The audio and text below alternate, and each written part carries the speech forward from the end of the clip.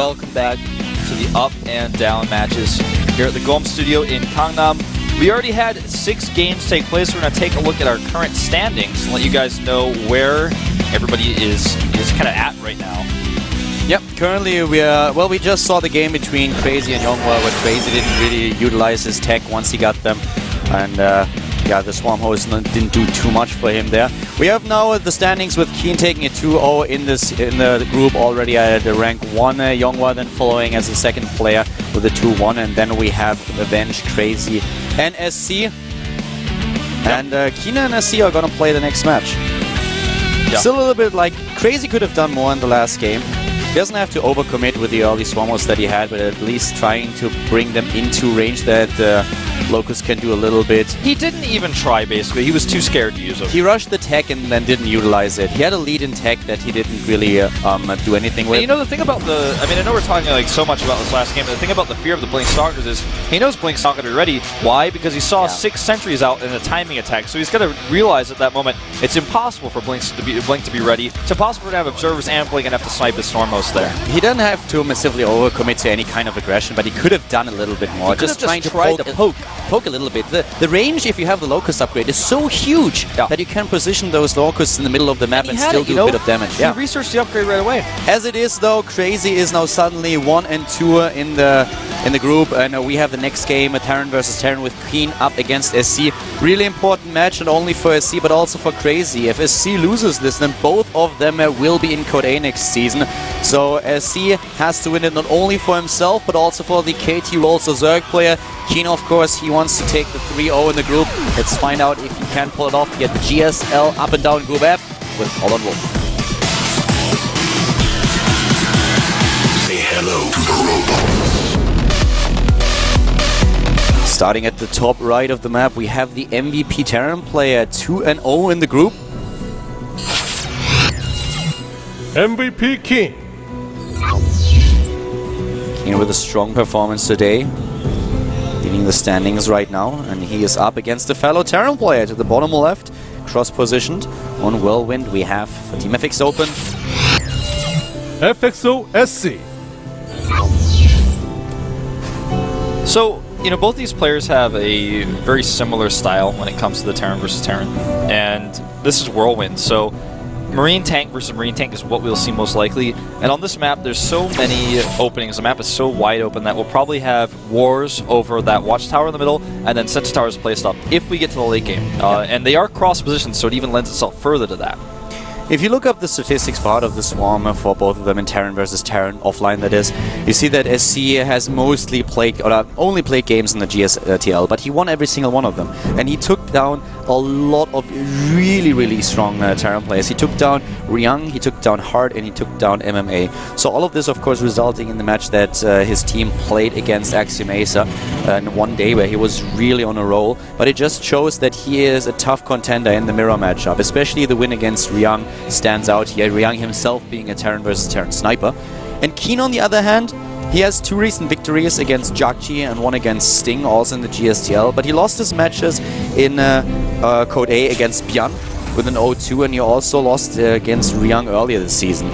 So from the statistic point of view, we have SC in a little bit of a lead, but he still has to prove that this one victory, or this series of victories that he had in the GSTL, was not a fluke. Yeah. Keen's win against Jakji in particular really comes to my memory. He showed an incredible performance in that match. Right now, Keen's also getting the better end of the builders. They both started out with the command center first, but Keen techs first. And yes, that means he's going to have less units overall, but at these positions, he's just getting the luckier opening. The tech coming out first for him is going to actually be more useful than units that come out earlier that are going to have to take forever to walk across the map to be aggressive. Yeah, it's definitely true. It's a huge map that we are dealing with at this point, and with the starting positions as they are, it takes, of course, an eternity to cross the map and to be aggressive. That gives your opponent a little bit of time to just get enough units out there, all the extra defense, with an additional bunker, for example. So it's going to be interesting to see what exactly SC is up to here. And Keen now scouting in his opponent's main base. He sees everything. Yeah, getting a glimpse of those 2 barracks. He even escapes too. So he gets it. This is the ideal scout. He sees command center first. Sees double barracks falling. Boom. That's all he needs to know. Pieces out. SV survives. He goes home to live another day. And look at this massive tech lead that we have for Keen here. He already has his factory nearly halfway completed, whereas we don't even have gas for SC. SC is adding a third barracks right now, so he's going very marine heavy here. And notice, in this case, he could have microbarrier to deny the scout on the command center, but at least he wasn't able to see if it was a double barracks or a gas. So right now, Keen keeps everything a secret. SC doesn't know what sort of tech is coming. He doesn't know the factory timing, and this is something that's really painful for him. Yep. Because one of the things that is of course also true is that SC now has much better production in terms of Marines, so he can do a lot with them. The really big problem is that once Keen has a few Hellions on the map or goes into anything else, it will be a big problem for SC to keep those units alive and to utilize them. This is the trade-off, by the way. You see these Marines come across the map. This is what I was talking about. If they were close spawn or on a different map, SC could actually go, do some damage, force the SCVs off the mineral line, and the bunker wouldn't be ready, as you see here. But on this map, it's cross spawns, and SC's looking at this, and he's like, I want to go pressure. I just don't see it working. He saw only 2 Marines, which led him to believe it was possible that it was a factory fault, but he's just like, well, I'm going to sit back and keep my Marine count bolstered here. I'm going to go into Stim. He's going into Stim first. His tech disadvantage is huge. The guy doesn't even get a factory before we have the starport completed for Keen. So right now, Keen is in a really good spot. He has Hellions, he has the bunker at the front, he's completely aware of what his opponent has. Keen SC just scouted the tech of his opponent, so he had no idea up until that moment.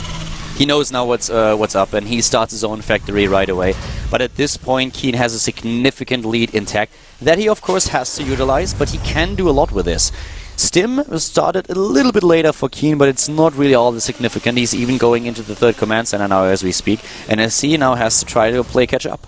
And here are the Commander's Hellions themselves coming across the map. Marine didn't even look like he's got a single shot off there. Hellions caught him by surprise, and now, yes, he has a perfect defense setup for the Hellions at the natural, but this gives map control once again to Keen, so he can do things like move his command center over to the 3rd base a little bit faster, start double E-base back at home if he wants to try to get ahead in upgrades, because he knows exactly what's coming at any moment in time. He has all the information, all the control. So far, Keen looks to be in a much better position than his opponent here. That is definitely true. We have now the double E-base started, the +1 of course already on the way for SC, but SC is still in a little bit of a weird position. Keen even going into the Widow Mines right now, so he has a defense that he can use later on against drops if he wants to. Yeah, there are certain ways that even though Keen has a tech advantage, he could make a mistake. For example, if he's out in the middle of the map, drop catches him off guard, or if he's out on the map and Stim and +1 is done for Keen or for SC, who has a better Marine count at that moment, and they have an engagement. That's where SC can take some advantages, but it's not going to be easy. SC has to be aggressive now. The problem is that he doesn't know about the 3rd command center, but if Keen is allowed to get this lead in economy and SC doesn't try to hit a timing, then he's going to fall farther and farther behind. The turret here is excellently placed, but we still have the afterburners being used to save the medevac, so no oversight here by the MVP Terran. Yeah, he's even walking with a mine. I think he's going to put that on the watchtower, which would be pretty cute. They're actually going to partner it up with the medevac and go for a triple drop in the main. And right now, because he didn't show anything out of the medevac, SC doesn't know if there's Marines in there, Hellbats, or Marauders. For all he knows, he has no idea. He knows nothing. Yeah. +1/+1 being started for Keen, and even though SC started his upgrades faster, he only has 1 engineering bay. Here comes the Widow Mine, not doing anything just yet. He wants to bait out some scans here, and he may very well be able to do so. And here comes now the drop play, and this is the point. Wow, does he see that? Yes, he does. Oh my god, Keen! Okay, this is the point now where he has to do something. He has to do damage with this, SC that is. If he doesn't do any damage with his drops, he is gonna fall so far behind that it's not even funny anymore. There's a Viking patrolling right now, and he's got the Hellions following, and even as a siege tank rally, he's gonna siege it up. This drop will likely do nothing, unfortunately, for SC. I mean, he just got spotted. The orbital for Keen was already done before SC started his own 3rd CC. So what's going to happen here is that Keen is just taking a massive lead, not only in upgrades, but in every single aspect of the game. If that drop doesn't do damage, the Viking being taken out here at least, but already a few hits against the medevac, and if now a Widow Mine gets a shot off, the medevac will be gone immediately. Yeah. Right now he has turrets going up, 3 of them. A little bit late, considering he knew about this for so long. It's almost as if he expected SC to turn around after the Viking was spotted. Upgrade-wise, Keen is ahead. Because he had map control, like I said, if you have map control like that, you know instantly, okay, I can make double E-bays, I can go into my 1-1, no way he's going to attack me at cross spawns, and I'm going to know about it if he does, like we already see here. The medevacs here will do absolutely nothing. Double turret, he's just have to walk away. Yeah, he shouldn't be able to do any damage here. But maybe he finds an opening. He's trying to find a glimpse of where the turrets don't cover the airway, and there we go. He goes for it. He's dropping into the base. He goes for it, and he loses basically everything here, but still a few Marines in Marauders in the base. He has to come back with the rest of his units. Yeah. You know, he's going to try to find an opening here in the mineral line. He does get more than... He does more than we thought, but he still doesn't get enough. He does a fair share amount of damage, but the big problem really being that I don't think he traded very well here. He lost too much. It's like, you know, he killed turrets, basically. And that Widowmine is ready. Nice target there. Getting a good shot off. The rest of the unit is already there. He's not able to do too much here. He loses everything. Keen now takes a 20 supply lead. He has better upgrades. He's got a third base saturated. A horrible position for SC to be in. Just horrible. I mean, he's far behind in tech. +2/+2 has already been started for Keen. We have now the armory just now being built, so he's even losing time with the upgrades. As Wolf just mentioned, the third base is already being saturated. Keen could not be further ahead in this game. Yeah. SC needs a miracle right now. And oh my god! Oh! In your face. Double Widowmine there. Nice little trap. And Keen knows he has a timing he can move out with here. SC is just looking flabbergasted. He wants to land that third command center, but Keen is going to veto that like he's the president of Whirlwind. Keen is probably right now in a situation where he's like, wait a second, this is too easy. There has to be some kind of trap. I would be afraid if I'm Keen. I'm like, wait a second, that can't be. I mean, he is just literally dismantling SC blow for blow here. He's even going to be able to trap these units up on the high ground. He scans, he sees, oh, you're out of position. I'm going to take control of your own natural expansion. Yeah, he can siege up here and he controls the ramp. He can just walk up into the natural, and that's exactly what happens here. The siege tanks are there, and this trade is not going to be cost efficient for SC. No, it's definitely not, but a good flank here for a SC. Widowmine with another good hit. You know, he trades okay here. It could have been worse. That was like the best thing SC could have hoped for, but still, like you said, it wasn't cost efficient. Yeah, that wasn't a cost efficient trade at all. He breaks through, he doesn't die to it, but the Widowmine and all the siege tanks do so much damage. And let's not forget that this was actually a fight on even upgrades, but in just a few seconds, a +2/+2 will be done for the next battle, and that is where Keen will really shine. And Keen still has both those Widowmines on the map. He has a sensor tower at his third base, so no drops are going to catch him off guard. Not only that, but he has a Hellion just on the edge of the sensor tower. In case he tries to skip that, he'll be able to see that as well. Keen is on fire today. This is the Keen who's on. You know, he's either on or he's off, but has to use another scan to kill the Widowmine. Will he get both? Looks like it. One shot? No. Yes. Yeah, one shot goes off, and the here flank. comes the flank, and he's taking out those siege tanks. He's coming in from every angle possible. Upgrade advantage here, an excellent split, and SC is on his deathbed right now. He's saying his last words. Yeah, he needs a priest. He needs 2 priests and a cleric. And a bishop. I cannot believe how dominant Keen is currently in this game. SC, traditional being a good player against Terran, his TVT record in Heart of the Storm is excellent so far, but Keen just says no. He's like, no, I want to get out of this group. And guys, keep in mind, if SC loses here, not only will he be in Code A, but the same will also be true for Crazy. Yeah. Keen is maxed right now, and he's going for it. Goes for the kill. An earlier stem here. He's got the siege up at the back, and SC. Yeah. He has the +2/+2, and SC's army is melting away like ice cubes in the sun. All the Marines are gone. The last 2 siege tanks trying to siege up. They get a shot off, but that's it. GG. The most dominant game we have seen so far today. Keen with about 1/3 of the units lost of his opponent in that game. Keen, the destroyer of hopes, crushes the hopes of SC and Crazy. Both of them will be in Code A next season. He himself is not in Code S just yet, though. We could still see a 3-way tie between Keen, Yonghwa, and Avenge. Yeah, still a small possibility, but we have seen this already just the other day. Yeah, exactly. Just last week. We saw it with Marine King and his 2 Protoss opponents, so it could happen here. It happened to Hurricane. You know, he was 3-0 and then suddenly found himself in a tiebreaker where he was... But what a dominant performance here. Yeah, that was, I mean, that's as dominant as it gets, shutting down every drop. He has scouts everywhere, he has Hellions, he has map control, he has the better opening, he has the greedier opening, but on Whirlwind, you know, I gotta give him to him. I think that's the smarter choice. The tech advantage alone was insane. I mean, he had the starport complete before we saw the factory. Double upgrades first because he went for the double E base, because he had the Hellions out for control. You know, the only advantage that SC had, talked about very briefly, is the Marine count, but it cross spawns on Whirlwind. What are you really gonna do with that? Our next game is going to be Crazy versus Avenge. Keep in mind, Crazy is already out. He's in Code A. There's nothing anymore that he can do about it. But if he now wins against Avenge, then he would already end the day. Because Avenge needs to win this game. He needs to take a win right now, or he will also be in Code A. And this would mean that Keen and Yonghwa advance to Code S. So for Avenge, everything is on the line. Crazy doesn't really care about this game anymore, but he will, of course, try to do his best here. And we are going to find out if we will need a few additional games or if the next game is already determining the fate of the 3 remaining players that we have in the group. Yeah. The map is Whirlwind, by the way, so a decent map for Zerg.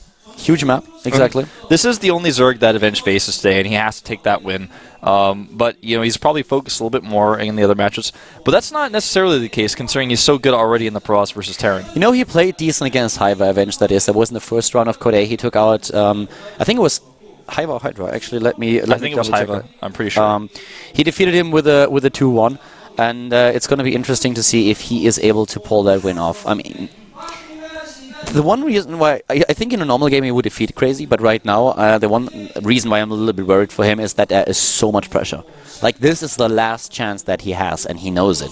He's a good player, but he has shown nerves when he was playing against Flash, and he knows that he's already a little bit behind his opponent, so if he now wants to force a 3-way tie, or even go up to Code S directly, he has to take this game first of all, and he needs basically to win the next 2 games, so this is not going to be easy for him, but he has to pull that off somehow. Avenge's idea is Avenge, but for Crazy right now, this is basically all about revenge. He wants to prevent the players who knocked him down from potentially getting straight out of the group. So this is just his way of saying, you beat me, but I may be able to prevent you from getting out of the group too if I take this win.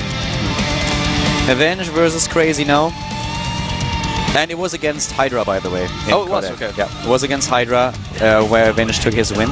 But now we have Crazy, who's already out, up against Avenge, and up against Crazy. So Crazy's out of the group. I think I just mixed it up. Crazy out of the group, he's up against Avenge. And sometimes it's really dangerous if you are up against a player who's already out, because there could be a huge and massive all-in just coming his way, and if you are not prepared for that, Crazy can take all the chances in the world right now, because he knows it doesn't matter to him anymore, and sometimes those wounded opponents are the fiercest, the strongest, the most dangerous to face. So Avenge has to be careful here, but not too careful. Let's see what happens in maybe the last game of the group. Avenge versus Crazy at the GSL up and down Group F with Colin Wolf.